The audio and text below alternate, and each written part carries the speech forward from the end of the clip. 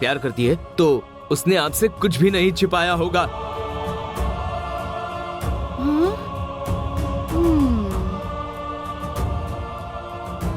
गंगा वापस आने के बाद से वो एक बार भी मेरे करीब नहीं आई।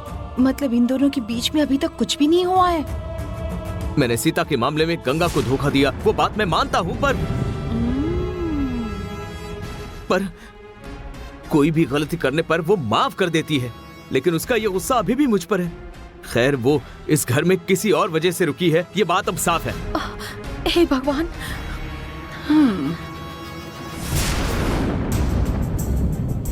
मेरा और आपका झगड़ा ना हो इसलिए आप गंगा को वापस घर में ले आए थे। मैं कुछ दिनों के लिए ही यहाँ पर रुकूंगी, इसी शर्त पर वो यहाँ पर आई होगी, और इसीलिए वो मुझे छोड़कर चली गई। सही है ना?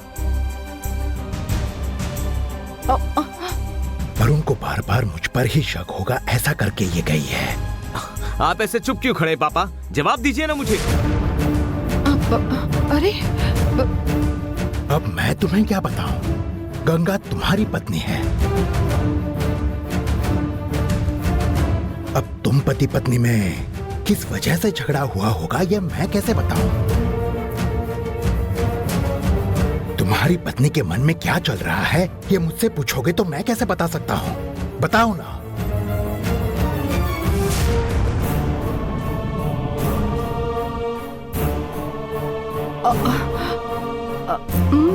पहले के मामले में मैंने गंगा को समझाकर मैंने उसे वापस लाकर तुम्हें सौंपा था।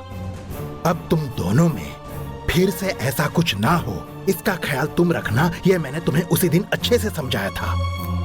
लेकिन उसके बाद भी तुमने गंगा की तरफ ध्यान नहीं दिया होगा, तो इसमें तुम्हारी गलती है, मेरी गलती नहीं है।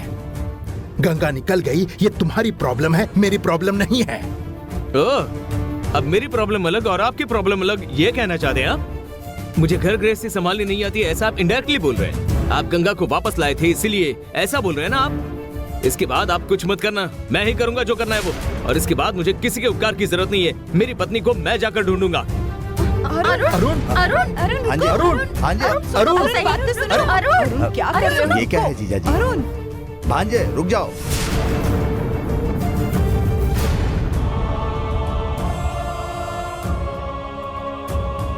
अरुण, अरुण, अरुण, भैया ने ऐसा क्या बोल दिया जो इतना गुस्सा कर रहे हो? भांजे, सुनो तो सही। भांजे मेरी बात सुनो। मेरी पत्नी को मैं ही ढूंढ निकालूंगा।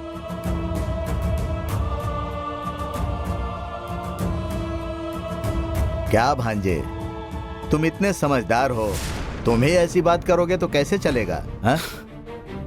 समझदार होने की भी एक लिमिट होती है, किसी से बात करने का तरीका होता है।